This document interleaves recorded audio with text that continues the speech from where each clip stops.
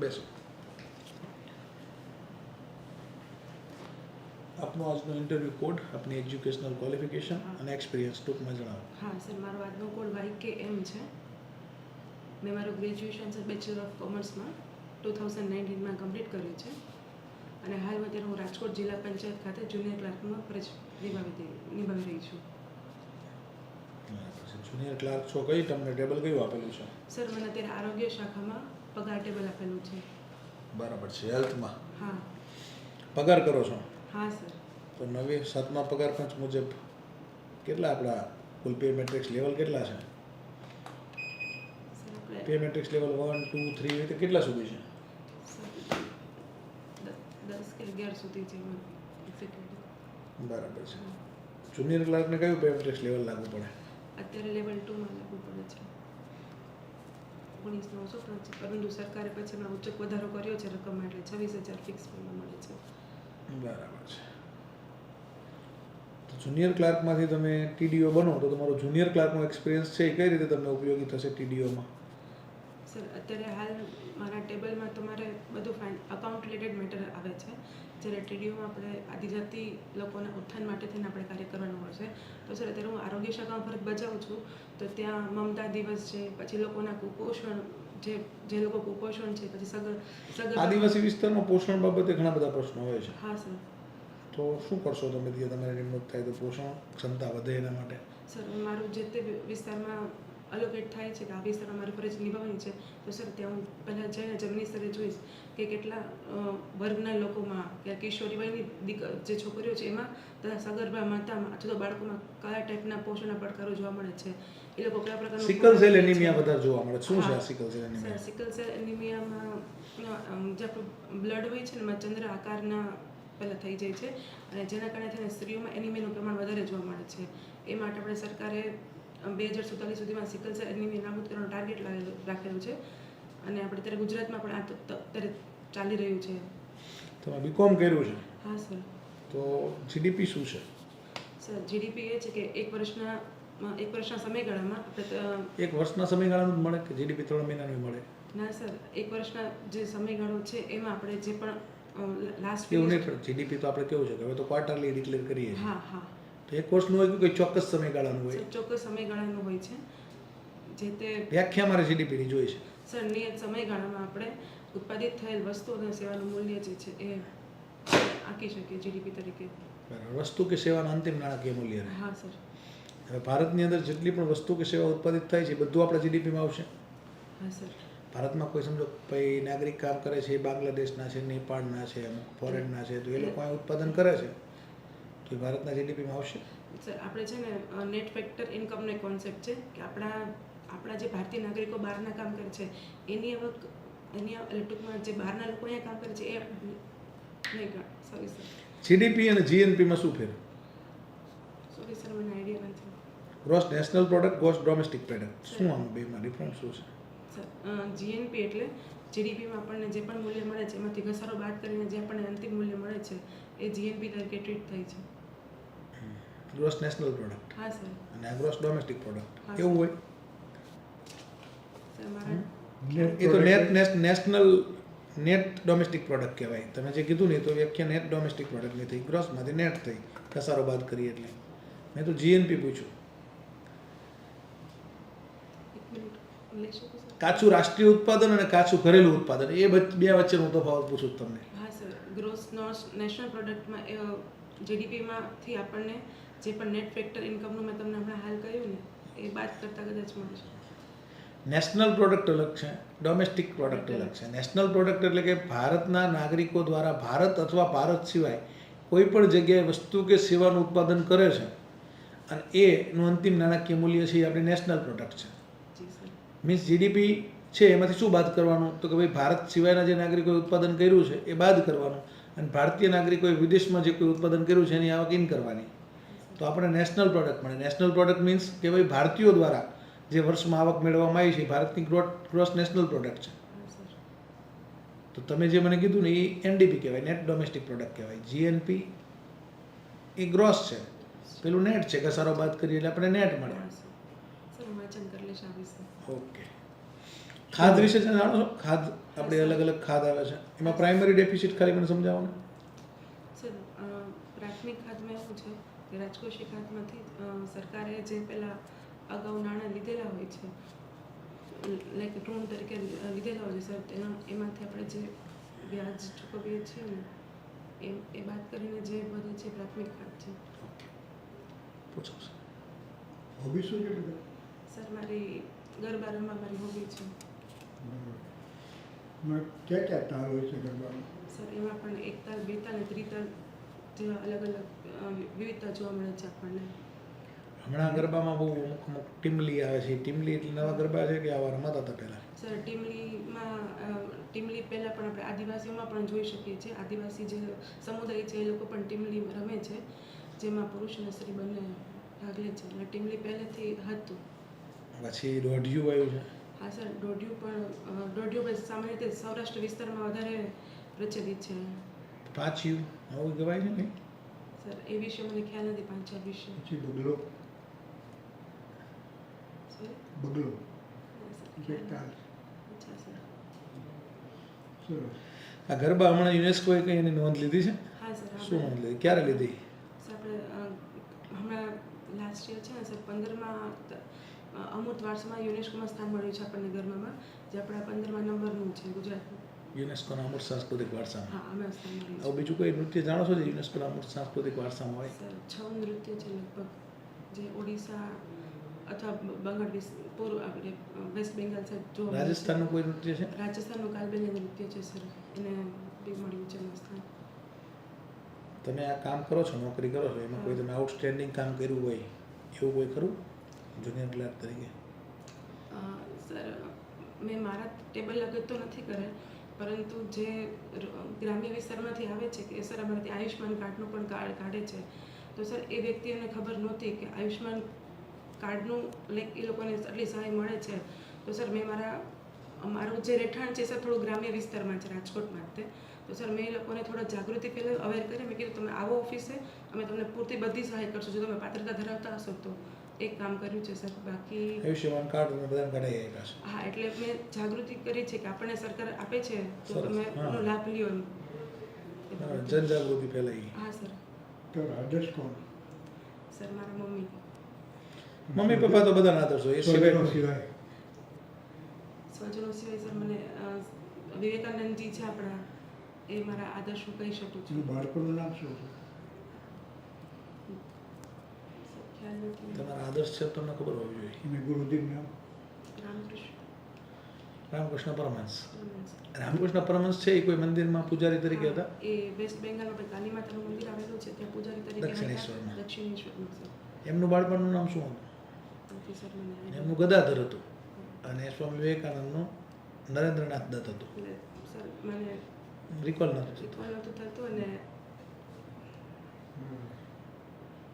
આ સ્વામી વિવેકાનંદનો બર્થડે છે એ કઈ તારીખે આવે છે?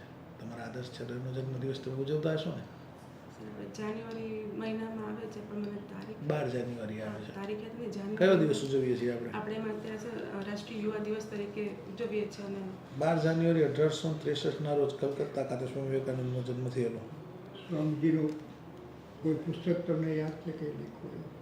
સર એનું એક રાજયોગ કર્મયોગ છે.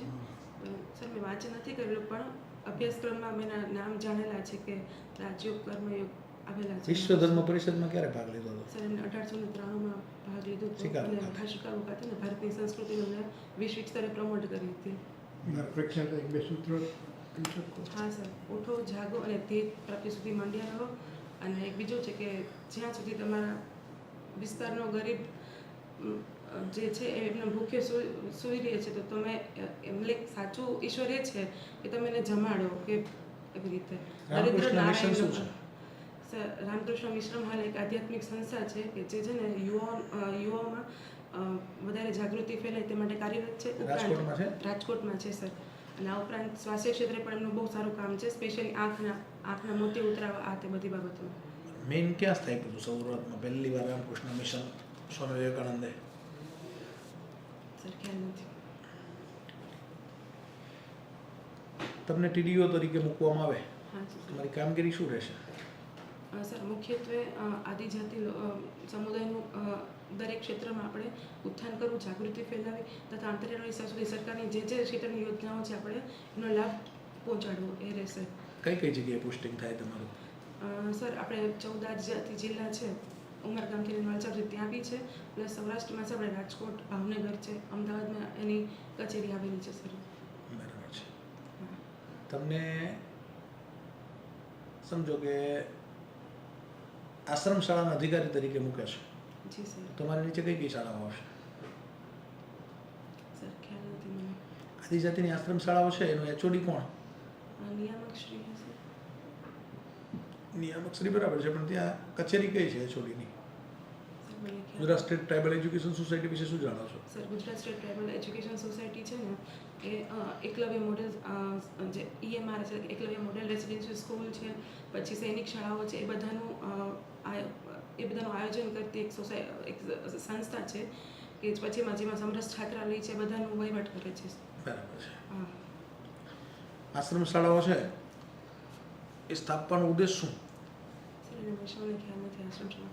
સર એક હું ગેસ કરી શકું જો તમે આપેલા કરો તો? સર લગભગ એવું છે કે આદિવાસી સમુદાયમાં એવું છે કે બાળકોને જલ્દીથી ભણવા નથી મૂકતા અથવા તો એ લોકોને રોજગારીનું સાધન બનાવે છે બાળકોને. તો સર એ માટે થઈને છે ને સરકારશ્રીએ આપણે એ લોકોને ત્યાં જે પેલું બુનિયાદી તાલીમ મળે ને સર એ માટે થઈને છે ને ત્યાં રહેવા જમવાની બધી વ્યવસ્થા કરી છે અને સાથોસાથ શિક્ષણ પણ આપવામાં આવે છે. અને એ લોકોનું જે ગુજરાત સરકારે હમણાં ટ્રાઇબલ એરિયામાં કોઈ રેસિડેન્શિયલ સ્કૂલો શરૂ કરી ખ્યાલ છે? ગુજરાત સરકારે જે રીતે EMRS છે ગુજરાત સરકારે કોઈ શરૂ કરી છે? સર ખ્યાલ નથી. એક પણ બિરસા મુંડા યુનિવર્સિટી સુરત ખાતે સ્થાપવામાં આવી છે. બિરસા મુંડા યુનિવર્સિટી તો રાજપીપળા ખાતે છે. હા એ વાસરમાં છે સર. મને શાળાનો આઈડિયા નથી સર. જ્ઞાન શક્તિ ટ્રાઇબલ રેસિડેન્શિયલ સ્કૂલ આપણે ટ્રાઇબલ એરિયામાં શરૂ કરી છે ગુજરાત સરકારે. જે રીતે કેન્દ્ર સરકારની એકલવ્ય મોડેલ રેસિડેન્શિયલ સ્કૂલ છે ને એ જ્ઞાન શક્તિ ટ્રાઇબલ રેસિડેન્શિયલ સ્કૂલ ગુજરાત સરકારે શરૂ કરી છે. જી સર. ટ્રાઇબલ ડિસ્ટ્રિક્ટની અંદર એક આવી સ્કૂલ શરૂ કરી છે દરેક ટ્રાઇબલ ડિસ્ટ્રિક્ટમાં. જી સર. જાણ કરી સર. આદિજાતિ વિકાસ કમિશનર કોણ છે અત્યારે? JP Gupta sir. ગુપ્તા સાહેબ તો આપણા ACS છે. તો સર મને ખ્યાલ નથી. સુપ્રીતસિંહ ગુલાટી સર છે, IAS છે, એ આપણા આદિજાતિ વિકાસ કમિશનર છે. જી સર. સારું, તો તમારો ઇન્ટરવ્યૂ આપણે અહીંયા પૂરું કરીએ છીએ. Thank you sir. કેટલા માર્ક્સ છે બેન? સર મારે 165 અરાઉન્ડ થાય છે. શું નામ? શીતલ પરમાર. શીતલબેન. 165 અરાઉન્ડ થાય હા છે. લે ભલે નહીં તો બે ચાર આમ ક્યાં. પણ તો તમારે બેન સિલેક્શન લાવો કેટેગરી કઈ લાગુ પડે? મારું જનરલ EWS. EWS. તો મહેનત કરવી પડશે. કોમ્પિટિશન છે ને બહુ જોરદાર છે, હા સર. કેન્ડિડેટ વધારે છે અને જોબ સારી છે. તમે મહેનત કરશો તો તમારો ચાન્સ છે. થોડું પ્રશ્ન જવાબ ના આવડે તો કોન્ફિડન્સ ડાઉન નહીં કરવાનો. જી સર. ના આવડે તો કશું વાંધો નહીં, સર મને આ બાબત વિશે માહિતી નથી. જી. કોન્ફિડન્સ બહુ અગત્યનો છે અહીંયા, કારણ કે લીડરશિપ તમારામાં હોય, કોન્ફિડન્સ હોય, આત્મવિશ્વાસથી તમે કામ કરો તો જ અધિકારી તરીકે કામ કરી શકો. જી સર. આવડું ના આવડું તો બહુ કોમન છે, પણ તમારો અભિપ્રાય, તમારો કોન્ફિડન્સ બહુ અગત્યનો રહેશે. જી સર. એટલે અંડર કોન્ફિડન્સ નહીં હોઈ જવાનું, કોન્ફિડન્સ રાખો. હા, જી સર. આ સિવાય તમારે છે ને 360 ડિગ્રી નોલેજ જોઈએ. એમાં ખાસ ટ્રાઇબલ ડેવલપમેન્ટ ડિપાર્ટમેન્ટનું બધું જાણી લેવાનું. હા સર. પછી તમે પંચાયત વિભાગમાં છો તો પંચાયત વિભાગની માહિતી પણ તમને પૂછશે, જી સર. કારણ કે તમે ઝુકા છો જ તે અત્યારે, હા. બરાબર? એટલે પંચાયતની અંદર કામ કરો, રાજકોટમાં કરો છો તો રાજકોટ વિશેની માહિતી તો જો કે તમને આવડતી જ હશે. પછી મેં ના પૂછ્યું કારણ કે તમે તૈયાર કરીને આવ્યા હોય. પણ ઓવરઓલ બાકી સારું છે. આમ તમારે વાંધો નથી, ગુડ કન્ડિશન છે, પણ તમે એક્સલેન્ટ લઈ જાઓ તો સિલેક્શન આવે. સર તમારી દીકરી તરીકે વાત કરું છું હા. કે સર અત્યારે GPSC મેન્સ ડિવાઇશન બધું હતું ને તો સર મેં કાંઈ તૈયારી આનું નથી વાંચેલું પ્રોપર. જ્યારે પ્રિલિમ હતી ને ત્યારે થોડું ઘણું વાંચેલું હતું. તમે એવું વિચાર્યું ના હોય કે વિવેકાનંદજી વિશે આટલું બધું પૂછી લેશે એટલે થોડું એટલે- તમને તો ના આવડે, ઓબ્વિયસ છે, કોઈ વાંધો નથી. પણ આવડો વાંધો નહીં, પણ આપણે જવાબ વ્યવસ્થિત ના તો આવડું તમને એવું નથી આવ્યું. માનો કે ક્યારેક ના આવડે તો પણ આદર્શ છે ને એવું પૂછે ને એટલે એ જ કહેવાનું. તમારે કોઈ પણ વિવેકાનંદજી છે, સરદાર પટેલ છે, ગાંધીજી છે, સંબંધીઓ નથી, કેમ કે અંગત- બીજા લોકો ઓળખતા હોય તો એને આદર્શ. ના સર હું ભલે તમે એવું કહો તો ચાલે કે ભાઈ મને ઘણા બધા વ્યક્તિ આદર્શ તરીકે છે, પણ મારું આમ કેવું છે કે એક્ઝેક્ટ સ્વામી વિવેકાનંદમાંથી મને વધારે પ્રેરણા મળે છે એટલે મારા આદર્શ હું સ્વામી વિવેકાનંદજીને ગણું છું. કેમ જી સર. તો ભાઈ એમણે ભારતીય સંસ્કૃતિના જ્યોતિધર છે. એમણે આ રીતે આપણા સંસ્કૃતિ માટે આટલું કામ કર્યું છે. આવા સરસ મજાના એમના જે ફિલોસોફી છે એની એ સારી છે. એમના ધાર્મિક પ્રવચનો મેં સાંભળેલા છે. દરિદ્ર નારાયણની સેવાઓની માટે પ્રેરણા દેશની રામકૃષ્ણ મિશનની સ્થાપના કરેલી છે. આ રીતે ભારતીય સંસ્કૃતિનું એમણે વિશ્વ કક્ષાએ ડંકો વગાડેલો શિકાગો ધર્મ પરિષદમાં. જી સર. તો મને યુવાઓના આદર્શ યુવાનોના આદર્શ છે એટલે મને એ આદર્શ તરીકે હું એમને ગણું છું. બસ જી સર. ઓકે છે. પછી કદાચ વિવેકાનંદજી વિશે આવું બધું પૂછે તો આવડે. તમે જે જવાબ આપશો એના પર સવાલો બનતા હોય એટલે જવાબ એવી રીતે આપીએ કે જે 1863માં એમનો જન્મ છે અને 1836માં એમના ગુરુ છે. એટલે સર મને છે ને તમે પૂછ્યું ને બાળપણનું નામ શું હતું ને તો મને નરેન્દ્રનાથ દત્ત ટ્રીકોલ થયું પણ સર મને છે ને દયાનંદ સરસ્વતી નામમાં થોડું છે ને સર મિસગાઈડ હતી સર. દયાનંદનું નામ મૂળશંકર હતું. અચ્છા મૂળશંકર. મૂળશંકર ત્રવાડી. એટલે પછી સર મેં આન્સર શિવ મંદિર ઉપર અંદર ચડતો હતો એટલે હા, એ પછી મૂર્તિ પૂજાનો વિરોધ કર્યો. વેદો તરફ પાછા વળો. એ ગુજરાતી હતા. નારી સમાજની મોરબી આ બંગાળ. જી સર. બંગાળમાંથી સમાજ સુધારકો બહુ આવ્યા. હા. ભારત લેવલે સમાજ સુધારકો છે ને મોટા મોટા બધા બંગાળમાંથી આવ્યા. બધા ઈશ્વરચંદ્ર વિદ્યાસાગર છે, રામમોહન સ્વામી વિવેકાનંદ છે, રાજારામ મોહન રાય છે, રામકૃષ્ણ પરમહંસ છે. આપણા ગુજરાતમાંથી પણ સારા એવા થયા. દયાનંદ સરસ્વતી બહુ મોટું નામ કહેવાય. હા. પણ વાંધો નથી, એ બહુ બહુ સારું છે. મોટી વસ્તુ નથી. એટલું પણ આ ખાસ થોડું તમારે છે ને એની આઉટસ્ટેન્ડિંગ એચિવમેન્ટમાં કહેવાનું છે કે ભાઈ મેં મારા વિસ્તારના જે કંઈ આપણા ગરીબ ભાઈ બહેનો હતા કે ભાઈ વિસ્તારના જે નાગરિકો હતા એમને આયુષ્યમાન કાર્ડ કઢાવવામાં હેલ્પ કરેલી અને 100થી વધારે લોકોને આયુષ્યમાન કાર્ડ કઢાવી દીધા તો એ એક એચિવમેન્ટ જ કહેવાય. હા. એટલે ઘણું સર મોટું અત્યારે કહેવાય. ખરેખર અમારું જે ઘર છે ને રૂરલ એરિયામાં છે તો ત્યાં બધા શ્રમિકો ને બધા વસે છે તો એ લોકોને સર એટલી જાગૃતિ નથી તો તેમને આવે તો એ લોકો સર દાડી જતી રહી લોકોની તો હા, એ સાચું છે. એ લોકોને એક દાડી પાડીને તમારે પાસે કઢાવાય ના એ આવે. લોકોને 250-300 ની દાડી એટલે મેં એમને એવું કીધું કે ભાઈ તમારે દાડી પાડવી નથી, હું ફોર્મ લેતી આવીશ, તમે ભરી દેજો, તમે હા. ડોક્યુમેન્ટ આપજો, તમારું કાર્ડ બની જશે. હા સર. એટલે મેં એમને આવી હેલ્પ કરેલી છે. અને એમની દાડી ના પડે એવા ટાઈમે એમને બોલાયેલા છે કે ભાઈ તમે ભલે તમે તારી દાડી પૂરી કરીને આવજો. ફ્રી ટાઈમમાં એટલે એ એ સર આવું લોકો કહી શકાય ને આપણે? હા, કહી શકાય કે ભાઈ એમનો ટાઈમ દાડીનો 5 વાગે પૂરો થાય, મેં 5 વાગ્યા પછી બોલાયા છે. કચેરી તો 6 વાગ્યા સુધી ચાલુ જ હોય છે. હા, ચાલુ. અને એમની કામગીરી મેં કરાવી દીધી છે આયુષ્યમાન કાર્ડની. જી સર. જસ્ટિફાઈ કરવાનું. પછી સર આમે શું ને તમને અધિકારી હોય ને તમે ખોટું બોલતા હોય ને ઈ પકડી લે. પકડી લે. તો કે ભાઈ તમે એમની દાડી ના પડે તો કઈ રીતે કરી દીધું, રવિવાર કરી દીધું? તો કે ના સાહેબ, ચાલુ દિવસે જ કર્યું, પણ 5 વાગે એમને દાડી પૂરી થઈ જાય એટલે 5 વાગ્યા પછી મેં એમને બોલાયા અને કચેરી તો ચાલુ જ હોય 6 વાગ્યા સુધી. હા. એમનું કામ અડધો કલાકનું જોઈએ છે, મેં કરાવી દીધું. જી સર.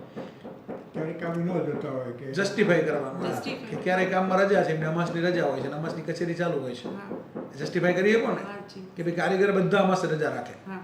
તો એમને અમાસે રજા હોય એટલે મેં અમાસના દિવસે એમને બોલાયા. બાકી આગળ માહિતી આપી દીધી હતી કે ભાઈ આ અમાસના દિવસે તમારે આવવાનું કચેરીએ, ડોક્યુમેન્ટ કહી દીધા હતા, ફોર્મ ભરાઈ દીધું હતું ને લઈને આવ્યા એટલે મેં એમને આયુષ્યમાન કાર્ડ બનાવડાવી દીધા. એવું જસ્ટિફાઈ તમે જેટલું થોડું આમ પ્લાનિંગ કરીને કરશો ને એટલું સારું રહેશે. બાકી વાંધો નથી, તમારું એવું કામ કર્યું તો સારું છે. ખબર હોય હા સર. ગોઠવવાનું હોય થોડુંક હા જી સર. લીગલ ફોર્મમાં હા. એટલે એમને કે રવિવાર ઓફિસ કેમ ચાલુ કર્યું મટીરિયલ થોડું કેવું તમને આપ્યું છે ને 4 પેજનું, એ વાંચવાનું ઇન્ટરવ્યૂનું અને બાકી એકાદું લેક્ચર રાખશું આપણે સ્પેશિયલ. 1-2 સેશન લેશું. તમારે જે ઇન્ટરવ્યૂ પ્રોગ્રામ નથી આવ્યો પણ નવેમ્બરમાં ઇન્ટરવ્યૂ આવી જશે. હા. દિવાળી પછી તરત જ તમારે ઇન્ટરવ્યૂ શરૂ થશે એટલે આપણે એ પહેલાં 1-2 લેક્ચર લઈશું અને પછી જ્યારે ઇન્ટરવ્યૂ પ્રોગ્રામ આવે ને ત્યારે ફરીથી પાછું જરૂર. મોક રાખશું. એ વખતે આ બધું તૈયાર કરીને આવજો. હા સર. એ ચલો. વખતે સરસ જશે. જરૂર સર. ચલો, best of luck. Sober dress તૈયાર કરાવો હા સર. કલરવાળા ને આપણાવાળા ખરાબ નથી પણ જસ્ટ સોબર હતો વધારે સારું કેમ કે તમે અધિકારી છો ના ના સર એટલા ચોક્કસ. માટે. આ ચોક્કસ. કોટન ખાદી કેવું કંઈક હોય ને એનું અધિકારી તરીકે તમે અધિકારી છો જ એમ માની લેવાનું હા સર. ના એનું ધ્યાન રાખીશ સર. હા, એટલે તમારા માટે રસ્તો એકદમ સાફ છે. જી સર. ઓલ ધ બેસ્ટ ચલો. સર આપણે કરી છે. હાલે છે. Okay okay. મેં તમને આપ્યું ને એમાં બધા તમારા પ્રશ્નો મેં છે. કીધું બધું જોયું સર હા કરે સર. ચલો. આભાર સર.